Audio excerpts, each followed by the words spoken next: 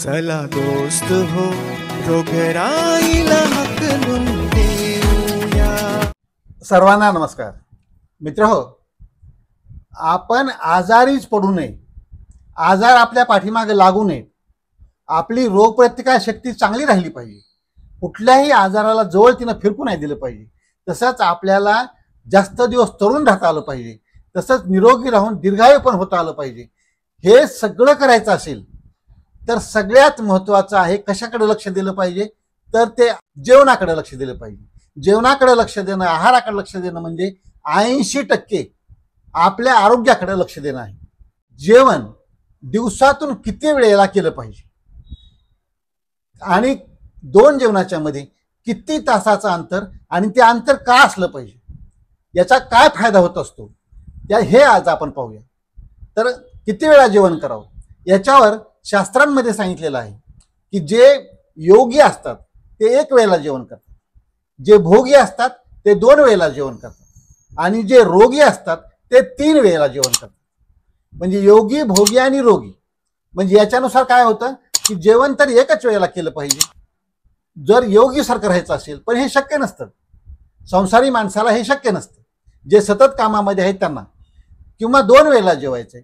तर तुमच्या शरीर प्रकृतीप्रमाणे तुमच्या ज्या दिवसभराच्या हालचाली आहेत, तुमचं जे वय आहे, तुमची जी प्रकृती आहे, तुम्हाला किती कॅलरीज लागतात, कशा प्रकारे तुमची दगदग होते, त्याच्या प्रमाणे 2 वेळेला जेवायचं की 3 वेळेला। फक्त 3 वेळेला जेवल्यानंतर रोगी कधी म्हणू शकतो आपण की 3ही वेळेला जर खूप रट्टावून जेवलं, खूप जास्त जेवलं 3 वेळेला, तर ते रोग होण्याकडे जातं। परंतु जर कमी कमी प्रमाणामध्ये 3 वेळेला जेवलं तर हे आपल्या वातावरणामध्ये, आपल्या जीवनशैलीला, भारतीयांच्या साजेशी गोष्ट आहे।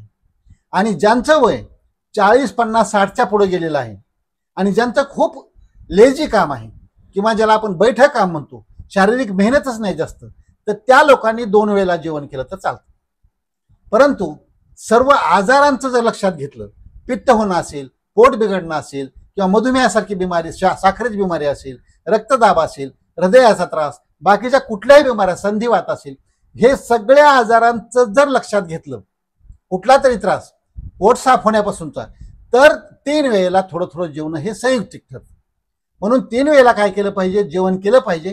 परंतु त्याच्यामध्ये एकच महत्वाचं आहे, सकाळचं जे जेवण आहे, ज्याला आपण ब्रेकफास्ट, तो चांगल्या प्रकारचा जेवणासारखा घेतला पाहिजे आणि तो लवकर घेतला पाहिजे। 8, 8:30च्या आसपास तो संपला पाहिजे घेऊन। म्हणजे काय होतं की 2 जेवणामध्ये आपल्याला जे अंतर ठेवायचं आहे, 5 ते 6 तासाचं अंतर कमीत कमी 2 जेवणामध्ये ठेवायचं आहे। का ठेवायचं आहे आपण पाहणार आहोत, त्याचे फायदे काय असतात ते पण पाहणार आहोत। आणि जेवण करताना बारीक चावून जेवण आवश्यक आहे आणि जेवणामध्ये विविधतापूर्ण, म्हणजे थोडे पालेभाज्या, थोडे फळभाज्या, थोडी फळं, तसंच जे काय अन्नधान्य का आपले जे काय भाकरी भाजी असेल किंवा वरण भात असेल, याचं थोडं थोडं प्रमाण सुरुवात केली पाहिजे जेवणाची अगोदर कच्चं खाण्यापासून। हे सलाड जे असतील, मोड आलेली मटकीसारखं काय असेल, हे सगळं खाण्यापासून सुरुवात केली पाहिजे। कच्चा कांदा असेल, लसणाची एखादी पाकळी असेल, हे सगळं सुरुवातीला घेतलं पाहिजे आणि त्यानंतर मग जेवायला हे पोळी भाजी वरण भात जे आहे ते सुरू केलं पाहिजे आणि ते कमीत कमी प्रमाणामध्ये वापरलं पाहिजे। ही त्याची पद्धत पाहिजे। सगळ्यात महत्वाची एक गोष्ट घेतली पाहिजे की तुम्ही काय खाता आणि किती खाता, ह्या दोन्हीलाही महत्व आहे। परंतु किती खातापेक्षा काय खाता ह्याला जास्त महत्व आहे। कारण तुम्ही जर साठवलेले डब्बा बंद, पाकिट बंद असले जर पदार्थ खात असाल तर ते खूप शरीरासाठी वाईट असतं। म्हणून काय केलं पाहिजे की चौरस आहार ज्याला आपण म्हणतो, हा चौरस आहार, सगळ्या प्रकारचा मिक्स असलेला आहार, अशा प्रकारे ज्याला आपण संतुलित आहार म्हणतो, असा आहार घेतला पाहिजे। आणि अधूनमधून उपवास पण पाळला पाहिजे। आपण त्याला काय म्हणतो, इंटरमिटंट फास्टिंग कधी म्हणतात की 8 तासाची, 12 तासाची, 16 तासाची जेव्हा आपण उपवास पकडतो त्याला इंटरमिटंट फास्टिंग म्हणतो आपण। आणि जर 1 दिवस पूर्ण उपवास पाळला तर त्याला उपवास समजतात। काही जण जास्त दिवसाचे पण उपवास पाळतात, परंतु आपली तब्येत प्रकृती सांभाळून त्याच्याप्रमाणे हे केलं पाहिजे। त्याला काय केलं पाहिजे की अशा प्रकारे तुमचा आहार तुम्हाला समजतं। सगळ्यात महत्वाचं की जे हुशार माणूस आहे आणि लक्ष देत आपल्या तब्येतीकडे, त्याला समजत असतं की कुठला आहार त्यासाठी चांगला आहे, त्याचं शरीर काय मागतंय। तुम्हाला लक्षात येईल की एक आहार घेतला किंवा एक जेवण केलं, तुम्हाला खूप फ्रेश वाटलं, हलकं वाटलं, आणि दुसऱ्या वेळेला जे काही वेगळं काही खाल्लं तर सगळं अंग जलद पडलं किंवा एकदम अंगामध्ये आळस आला किंवा दुसऱ्या दिवशी पोट साफ नाही झालं, हे सांगतं की तुम्हाला हा आहार जमत नाही. मग तुमचं तुम्ही ओळखलं पाहिजे तुमचं शरीर काय मागतंय आणि जे ते मागतंय ते त्याला दिलं पाहिजे, जे त्याला लागतंय ते त्याला दिलं पाहिजे. म्हणजे काय होईल की आपण म्हणतो आजार आरोग्य हे सगळं पाहिजे, तर इकडे लक्ष दिलं पाहिजे.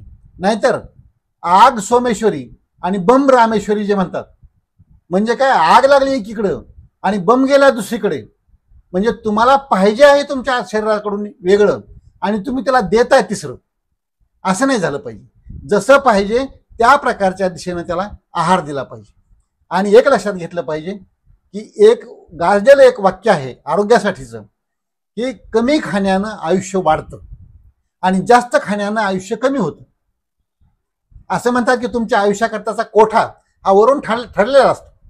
मग तुम्ही तो कोठा किती लवकर लवकर खाऊन संपवायचा आहे, तुमचं आयुष्य संपणार. किंवा थोडा थोडा पुरून पुरून खाऊन जास्त दिवस राहायचा आहे, तुमचं आयुष्य थोडं जास्त दिवस चालणार. म्हणजे ज्यादा खाओगे तो कम जिओगे और कम खाओगे तो ज्यादा जिओगे, हे तंतोतंत लागू पडत असतं माणसाला. आणि त्याच्यासोबतच बाकीचे नियम पण पाळणं अत्यंत आवश्यक असतं. आता याच्या पुढचा आपला विषय आहे की 2 जेवणामध्ये किती अंतर ठेवलं पाहिजे.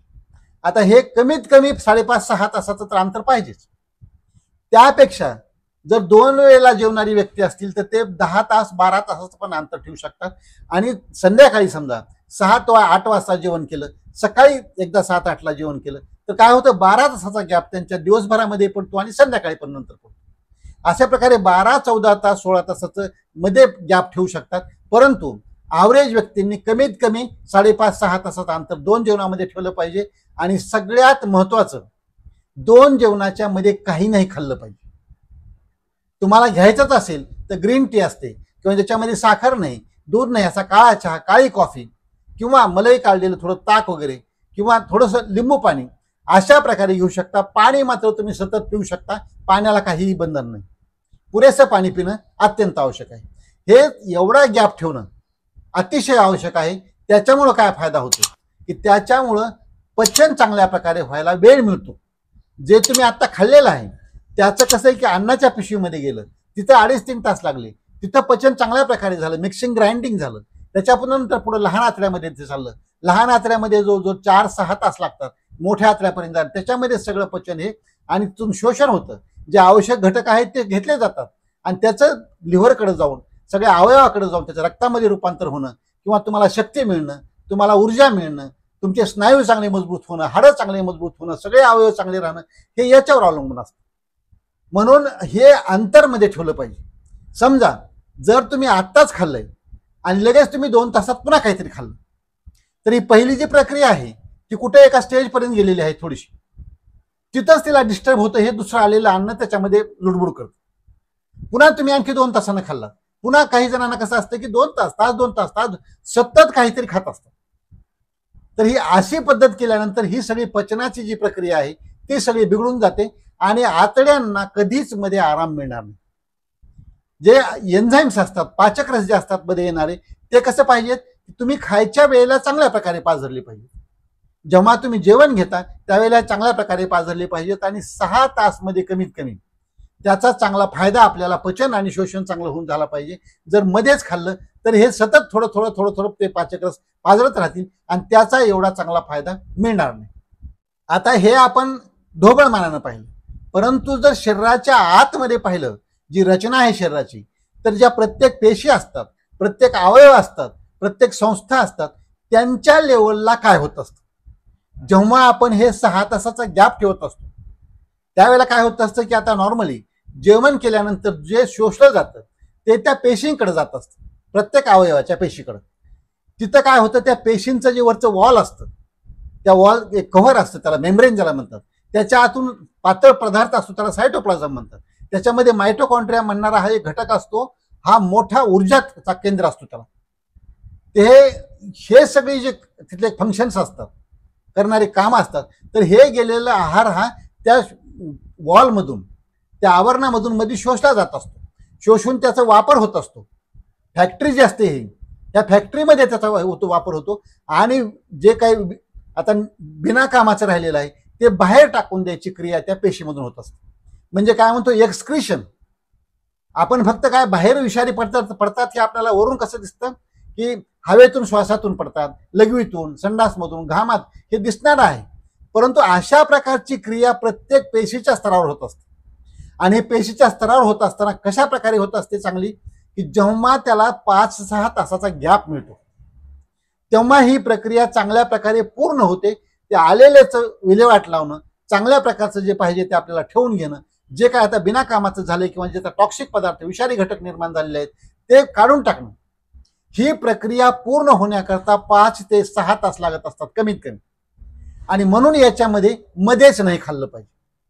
मध्येच खाल्लं तर काय होईल, मग ही सगळी प्रक्रिया बिघडून जाईल. तर मग आपण एक साधं उदाहरण पाहूया की समजा एखाद्या विद्यार्थ्याला एक 6 पेजेसचा समजा एखादा टॉपिक आहे आणि तो अभ्यास करायचा.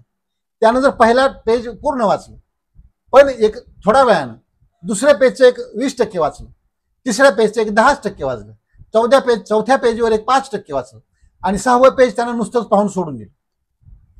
आता हा 6 तासाचा जो वेळ म्हणलो आपण जेवणानंतरचा, तसं हे विद्यार्थ्याच्या मनाची जशी अवस्था होईल की त्याला त्या टॉपिकचं काहीच कळणार नाही. म्हणजे व्यवस्थितपणानं पद्धतशीर तर कळणारच नाही. आणि तीच अवस्था आपल्या शरीराची, आपल्या माइंडची, आपल्या अवयवांची, सगळ्या याची होत असते की जर तुम्ही मध्ये मध्ये सतत खात राहिलात. किंवा आपण दुसरं एक असं उदाहरण असं पाहू शकतो की समजा आपणाला 60 फूट खोलीची एक विहीर खोदायची आहे आणि ही विहीर खोदल्यानंतर पाणी लागणार आहे, तर कम्प्लीट आपल्याला माहित आहे. परंतु एका व्यक्तीनं इथे एक 20 फुटाची विहीर खोदली, थोड्या वेळानं दुसरी एक 10 फुटाची विहीर खोदायला घेतली, पुन्हा नंतर एक 10 फुटाची विहीर खोदली, पुन्हा थोड्या वेळाने एक 10 फुटाची आणि तिसऱ्या ठिकाणी पुन्हा आणखी एक 10 फुटाची. अशा जर त्यानं 4-5 विहिरी केल्या तर कुठल्याच विहिरीला पाणी लागणार नाही. जसं हे त्याचं ध्येय साध्य होणार नाही, तसं आपलं जेवणाचं जे ध्येय असतं की पचन चांगल्या प्रकारे होणं, ऊर्जा चांगल्या प्रकारे मिळणं, चांगले घटक शरीराला मिळणं, अंगातलं रक्त वाढणं, शक्ती वाढणं, रोगप्रतिकार शक्ती चांगल्या प्रकारे वाढणं, आजार न जवळ येणं, आनंदी समाधानी आयुष्य आपल्याला जगता येणं, हे जे ध्येय आहे, हे ध्येय गाठायचं असेल तर हा गॅप मध्ये ठेवणं अत्यंत आवश्यक असतं. जसं आपल्याकडे आत्ता म्हणतात की एक काम एका वेळेला करा तर ते पूर्ण होऊ शकतं.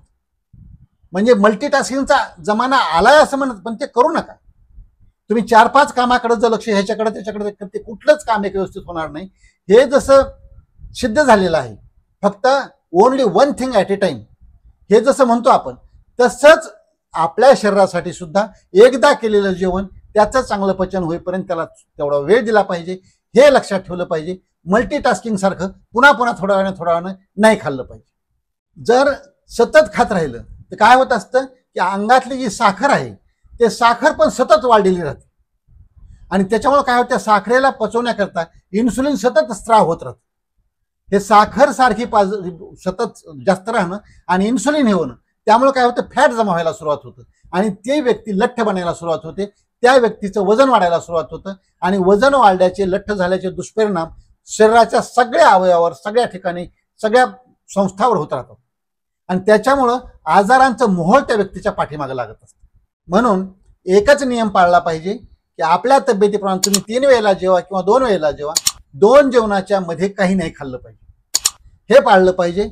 आणि चांगल्या प्रकारे पचन होईल असा विविध प्रकारचा आहार घेऊन, त्याच्यामध्ये चौरस आहार ज्याला म्हणतो आपण, संतुलित आहार म्हणतो, असा आहार घेतला पाहिजे. चांगले बारीक चावून तो खाल्ला पाहिजे आणि अशा प्रकारे मध्ये गॅप ठेवून 2 जेवणाच्या मधला हे अंतर साधलं पाहिजे आणि आहाराचे सगळे चांगले फायदे आपल्या शरीराला मिळतील याची काळजी घेतली पाहिजे.